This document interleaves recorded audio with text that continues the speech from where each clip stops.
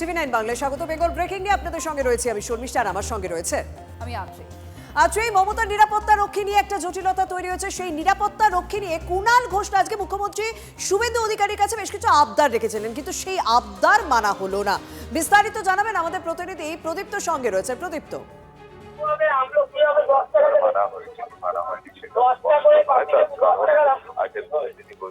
শুনবো প্রদীপ্তর সঙ্গে কথা বলবো। তবে আগের মতোই প্রাক্তন মুখ্যমন্ত্রী Z+ নিরাপত্তা বহাল রাখা হোক, এরকমই দাবি তারা করেছিলেন মুখ্যমন্ত্রীর কাছে, কিন্তু সেই সমস্ত দাবি যে করা হয়েছিল দাবিগুলো মানেননি শুভেন্দু অধিকারী। প্রদীপ্ত, কি আপডেট রয়েছে?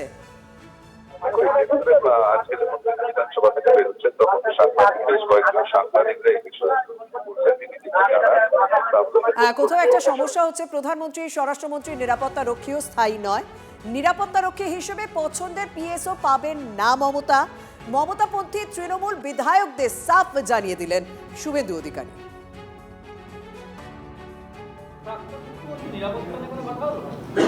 এই বিষয়ে কোনো মন্তব্য করব না। আমি বলছি, আমি হ্যাঁও বলছি না, নাও বলছি না, এই বিষয়ে কোনো মন্তব্য করব না। আর এই মমতা বন্দ্যোপাধ্যায় নিরাপত্তা রক্ষী বদল নিয়ে বিতর্ক গতকাল সন্ধে থেকে শুরু হয়েছে। নিরাপত্তা রক্ষীর সংখ্যা বাড়ালেও ক্ষুব্ধ তৃণমূল নেত্রী। পুরনো PSO বদল করায় রাজ্য সরকারের পাঠানো নতুন রক্ষী নিতে অস্বীকার করেন মমতা বন্দ্যোপাধ্যায়। গতকাল রাতের পর আজ সকালেও নতুন রক্ষীদের তিনি ফিরিয়ে দেন। মমতা বন্দ্যোপাধ্যায়ের হরিশ চ্যাটার্জি স্ট্রিটের বাড়ি। দীর্ঘ ১.৫ দশক ধরে যে নিরাপত্তার বহর দেখে অভ্যস্ত রাজ্যবাসী, বৃহস্পতিবার সকাল থেকে তার চেহারাই সম্পূর্ণ অন্যরূপ। কারণ মমতা বন্দ্যোপাধ্যায়ের বাড়ির ভেতরে যাবতীয় নিরাপত্তার দায়িত্ব সামলাচ্ছেন তার দলেরই যুবক এবং কর্মীরা। আমি আমার সহকর্মী সমরকে বলবো দেখানোর জন্য যে দেখা যাচ্ছে যে কে আসছে না আসছে, কার যে যাবতীয় চিঠিপত্র সেগুলি সবই দলের যারা কর্মী রয়েছেন এবং দু একজন পুলিশ রয়েছেন তারা সামলাচ্ছেন। বুধবার বিকেল থেকে এই হরিশ চ্যাটার্জি স্ট্রিটে মমতা বন্দ্যোপাধ্যায়ের বাড়ি ঘিরেই যাবতীয় বিতর্ক। যে 5 জন PSO মূলত মমতা বন্দ্যোপাধ্যায়ের অত্যন্ত আস্থাভাজন এবং বিশ্বাসী ছিলেন, তাদেরকে ফিরিয়ে নেওয়া হয় এবং পাঠানো হয় নতুন 4 জন PSOকে।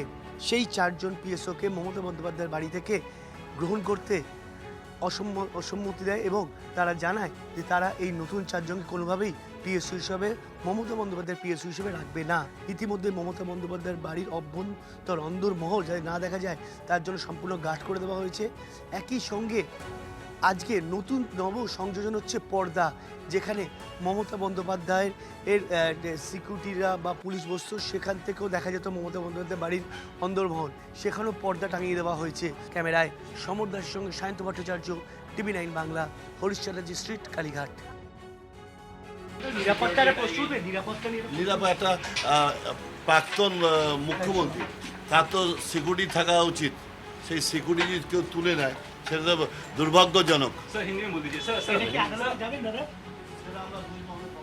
আর মমতা বন্দ্যোপাধ্যায়কে এবার বাংলাদেশে চলে যাওয়ার পরামর্শ দিচ্ছেন দিলীপ ঘোষ। নিরাপত্তা রক্ষীকে নিয়ে যে বিতর্ক তৈরি হয়েছে তা নিয়ে, নিরাপত্তা রক্ষী বদল করায় মমতা বন্দ্যোপাধ্যায়ের ক্ষোভের যৌক্তিকতা নিয়ে প্রশ্নও তুলেছেন তিনি। বলছেন নিরাপত্তা রক্ষীরা সরকারি কর্মী, সরকার মনে করেছে তাই বদল করেছে, মমতা কেন বিরোধিতা করছেন? মমতা সরকার, সংবিধান, আদালতকেও মানেন না, এদেশে আছেন কেন? এই প্রশ্ন পঞ্চায়েত মন্ত্রী। ওনারা যাদেরকে নিরাপত্তা দিতেন, আমাকে এক সময় সরকার দিয়েছিল 2 জন কনস্টেবলকে সিকিউরিটি আমার সঙ্গে, আমি তো বলিনি, চয়েসও করিনি, সরকার দিয়েছিল, তারা আমার সঙ্গে থাকতো। তো উনি কেন চয়েস করছেন? সরকারের হাতে, ওনার হাতে, উনি যখন সরকারে ছিলেন, মুখ্যমন্ত্রী ছিলেন, পুলিশ মন্ত্রী ছিলেন, উনি এগুলো সঞ্চালন করেছেন। যাকে যেখানে পাঠিয়েছেন 6 মাস অন্তর চেঞ্জ করতেন। ওনার থানার ওসির কোনোদিন ট্রান্সফার হয়নি, এয়ারপোর্টের ওসির কোনোদিন ট্রান্সফার হয়নি। তো আজকে যিনি এই মাথায় মুখিয়ে আছেন সরকারে, তার দায়িত্ব আছে যেটা দেখার, অধিকারও আছে, কাকে কোথায় পোস্টিং করবেন, কী করবেন, সেটা উনি মানছেন কেন? উনি সরকার মানবেন না, উনি সংবিধান মানবেন না, কোর্ট মানবেন না, তো এই দেশে আছেন কেন? চলে যান বাংলাদেশে। আসল তৃণমূল বোঝাতে গিয়ে আরো এক ধাপ এগোলো টিম ঋতব্রত। বিরোধী দলনেতা থাকছেন উলুবেড়িয়া পূর্বের বিধায়কই। বিরোধী নেতা নির্বাচনে হস্তক্ষেপ করল না কলকাতা হাইকোর্ট। এই নিয়ে তৃণমূলের 2 শিবিরের কাদা ছোড়াছুড়ি উপভোগ করছে বিজেপি।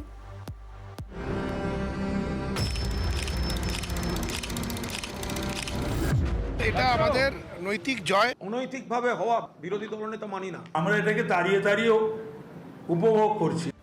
শোভনদেব নন, ঋতব্রতই বিরোধী দলনেতা। বিরোধী দলনেতা নির্বাচনে হস্তক্ষেপ করল না আদালত। কলকাতা হাইকোর্টে ধাক্কা খেল কালীঘাট তৃণমূল। বিধানসভা ভোটে ৮০টি আসন পাওয়া বিরোধী তৃণমূলের পরিষদীয় দল দ্রুত ভেঙে যায়। প্রথমে শোভনদেব চট্টোপাধ্যায়কে পরিষদীয় দলনেতা নির্বাচন করেন মমতা বন্দ্যোপাধ্যায়। দলীয় সিদ্ধান্তের বাইরে গিয়ে ৫৮ জন বিধায়কের সমর্থনে বিরোধী দলনেতা হন ঋতব্রত বন্দ্যোপাধ্যায়। তাকে স্বীকৃতি দেন বিধানসভার অধ্যক্ষও, যাকে চ্যালেঞ্জ করে আদালতে যান বালিগঞ্জের তৃণমূল বিধায়ক। সেই মামলায় অন্তর্বর্তী নির্দেশ দিলেন না বিচারপতি কৃষ্ণা রাও। ২৮শে জুলাই পরবর্তী শুনানি, আর এতেই উল্লসিত ঋতব্রত শিবির। আমাদের ফ্লোর টেস্টেও কোনো আপত্তি নেই, কিন্তু মহামান্য হাইকোর্ট আজকে যে ইন্টারিম স্টে চাওয়া হয়েছিল সেই স্টে দেননি। হাইকোর্টও সেই স্বীকৃতির ওপরে সিলমোহর লাগালেন। আমরা যেই কাজটা করেছি সেটা সম্পূর্ণ আইন মেনে করা, এবং এটা আমাদের নৈতিক জয়। আমাদের বক্তব্য ছিল তো ইন্ট্রিম অর্ডার দেন, সেই ইন্ট্রিম অর্ডার হাইকোর্ট দেয়নি, অ্যাডমিশন হয়েছে, ডিরেকশনস বা অ্যাফিডেভিট দিয়েছে। ঋতব্রতকে বিরোধী দলনেতা হিসাবে মানতে নারাজ কালীঘাট তৃণমূল। তাদের দাবি, বৃহস্পতিবার বিধানসভায় বিরোধী দলনেতার প্রথাগত চেয়ারে বসেন শোভন দেবী। ব্যাকডোর দিয়ে পিঠে ছুরি মারা রাজনীতির বিরোধী দলনেতাকে মানি না। মাননীয় মুখ্যমন্ত্রী খুবই সহযোগিতা করেছেন। তিনি পরিষদীয় মন্ত্রীকেও ডেকে নেন, পরিষ্কার বলে দেন যে আমাদের আলাদা ঘরের ব্যবস্থা করতে। বঙ্গ বিধানসভায় বিরোধী দলনেতার পদ নিয়ে বিস্তর দড়ি টানাটানি, আইনি লড়াই বেনজির। তৃণমূলের গৃহযুদ্ধ দেখে মুচকি হাসছে রাজ্যের শাসক দল। আমরা এটাকে তাড়িয়েও উপভোগ করছি। এ ওকে মানে না, ও তাকে মানে না, আমরা কি, আমাদের তো মানানোর দায়িত্বটা তো আমাদের না। মমতা ব্যানার্জি যে কায়দায় কংগ্রেস দল ভাঙিয়েছিল, আজকে সে একই কায়দায় বিজেপি তৃণমূল দল ভাঙাচ্ছে। দুটোই অন্যায়, দুটোই রাজনৈতিক নীতিবোধের অধঃপতনের দুটোই পরিচয়। বিরোধী দলনেতা প্রশ্নে আপাতত অ্যাডভান্টেজে ঋতব্রত বন্দ্যোপাধ্যায়। এদিনই বিধানসভায় বিরোধী দলনেতা হিসাবে নেম প্লেটে বসে উলুবেড়িয়া পূর্বের বিধায়কের নাম। একেই বোধহয় বলে সংখ্যার জোর। শ্রাবন্তী, সৌরভ, প্রদীপ্তকান্তের রিপোর্ট, TV9 বাংলা।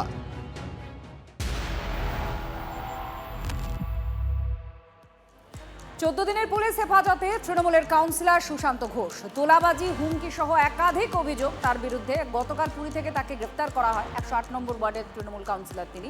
ট্রানজিট রিমান্ডে সকালে কলকাতায় তাকে আনা হয়। সপ্তাহ দুয়েক পলাতক থাকার পর পুরী থেকে কলকাতা পুলিশের STF তার জালেই ধরা পড়ে সুশান্ত ঘোষ। বাংলায় পালা বদলের পর এই নিয়ে কলকাতা পুরসভার 9 জন কাউন্সিলরকে গ্রেফতার করেছে পুলিশ।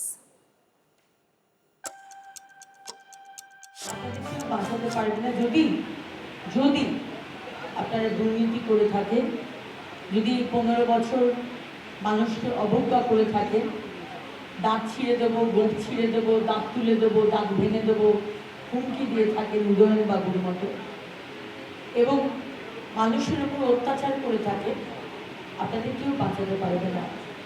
কারণ নতুন সরকারকে বাংলার মানুষ যে বিশাল ম্যান্ডেট নিয়ে এসেছে, এই কারণেই নিয়ে এসেছে যে আগের সরকারের মতো দুর্নীতি, অত্যাচার, ঔদ্ধত্য বাংলার মানুষ আর নেবে না। তাই আইনের পথে চলবে।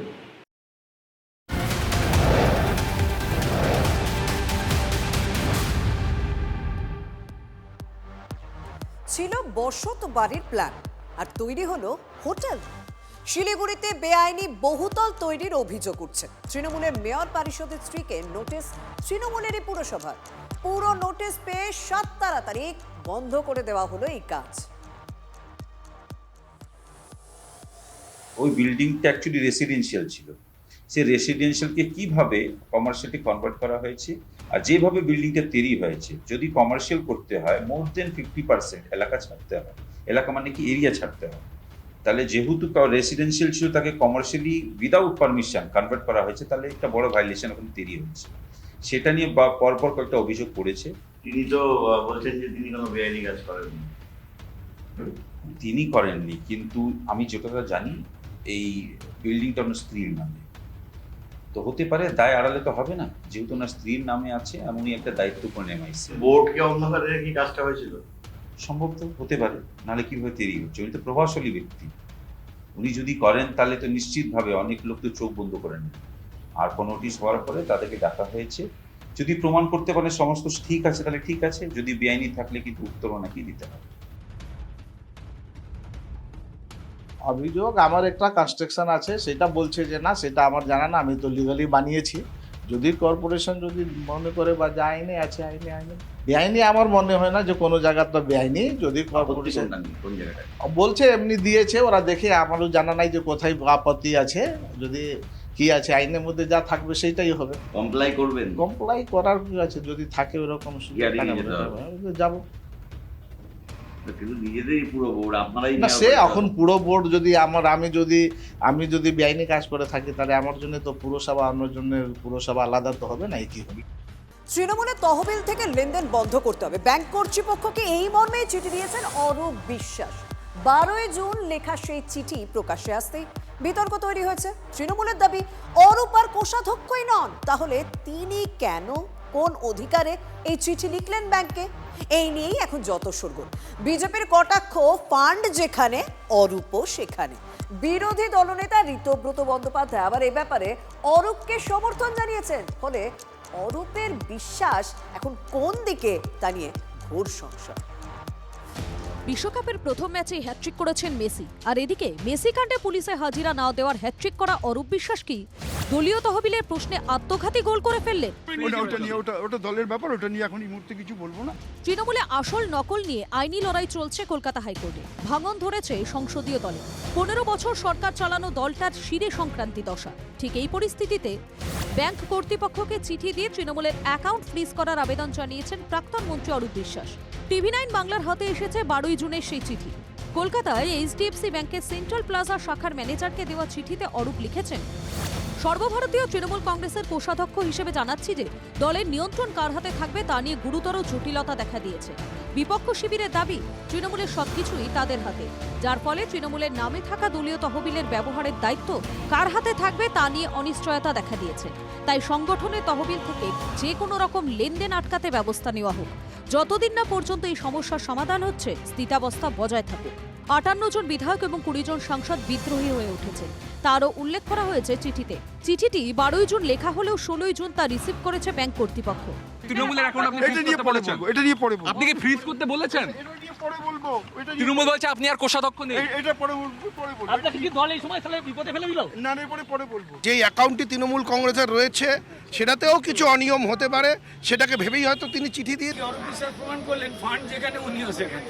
সূত্রের দাবি অরূপ বিশ্বাসের চিঠিতে মান্যতা দিচ্ছে না ব্যাংক কর্তৃপক্ষ। তার কারণ 5 জুনের বৈঠকে তৃণমূলের কোষাধ্যক্ষের দায়িত্ব পান শুভাশিস চক্রবর্তী। ব্যাংক কর্তৃপক্ষকে সেই তথ্যও জানানো হয় বলে সূত্রের খবর। এখানেই প্রশ্ন উঠছে অরূপ বিশ্বাসের উদ্দেশ্য নিয়ে। 15 বছর ধরে মন্ত্রিত্ব সামলানো তৃণমূল নেতা কি জেনে শুনে সেমসাইড গোল করলেন, নাকি অন্য কোনো অঙ্ক? দলের তরফ থেকে এটা একদম স্পষ্ট করে দেয়া হচ্ছে যে অরূপ বিশ্বাস আমাদের কোষাধ্যক্ষ ছিলেন, কিন্তু 5ই জুন দল সিদ্ধান্ত নিয়েছে যে 5ই জুন কোষাধ্যক্ষ পদে আসছেন শুভাশিস চক্রবর্তী।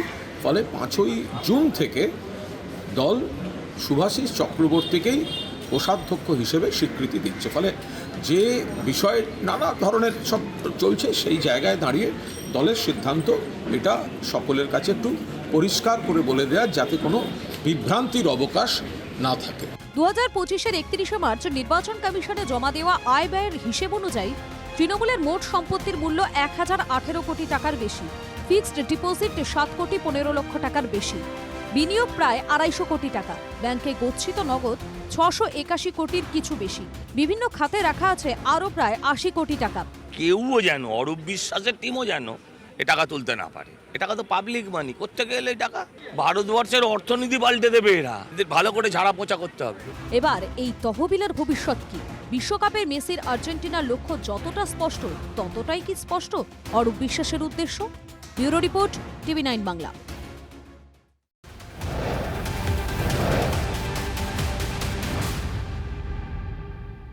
জনতার অস্ত্র যে এখন ডিম, তার প্রমাণ মিলল ব্যারাকপুরে। তৃণমূল নেতার উপরে ডিম বৃষ্টি হলো। প্রিজন ভ্যানে তোলার সময় একেবারে যুদ্ধ বেঁধে যায় বলা যায়। মাহমুদপুর গ্রাম পঞ্চায়েত এলাকার নেতা সুরঞ্জন মালাকারকে আদালতে তোলার সময় আছড়ে পড়ল জনরোষ।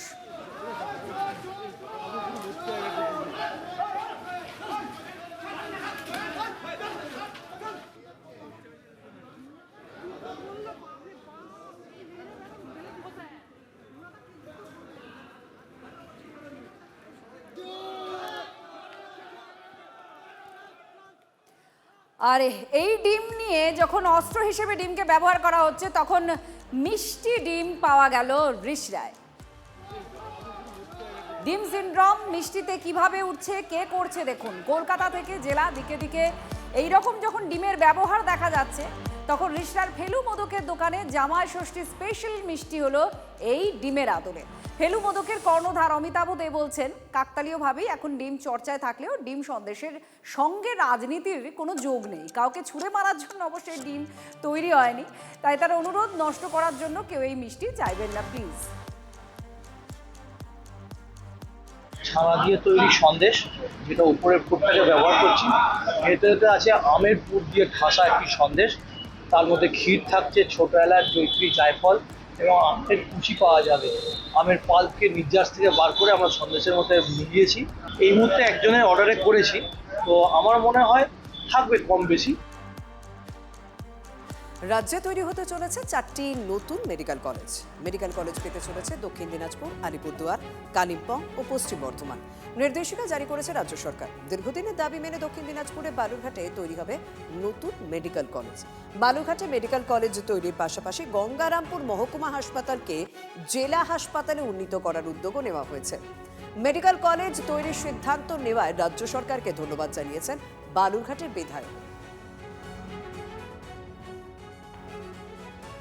আর আজ রাজ্য জয়েন্ট এন্ট্রান্সে ফল প্রকাশ হয়েছে। পাশ করেছেন 92,753 জন পড়ুয়া। রাজ্য জয়েন্ট এন্ট্রান্সে প্রথম বিধাননগরের শাশ্বত বন্দ্যোপাধ্যায়, রাজস্থানের কোটার নালন্দা একাডেমির ছাত্র শাশ্বত, দ্বিতীয় স্থানে দক্ষিণ 24 পরগনার সৌরিদ্ধ মণ্ডল, তৃতীয়তে উত্তর দিনাজপুরের উমাং ভুট, চতুর্থ উত্তর 24 পরগনার রাহুল কোনার, পঞ্চম হয়েছেন নদিয়ার Shrabon Bhattacharya. General merit rank number 1 achieve করেছেন শাশ্বত ব্যানার্জি। তিনি সল্টলেকের বাসিন্দা। তার স্কুল হচ্ছে Nalanda academy senior secondary school, Kota, Rajasthan. Board হচ্ছে central board of secondary education, New Delhi. General merit rank 2 তার নাম হচ্ছেন সৌরিদ্ধ মণ্ডল, বিদ্যানগর, বিষ্ণুপুর, সাউথ 24 পরগনা। তার স্কুল হচ্ছে Vivekananda mission school, Joka. Board council for the Indian school certificate examinations.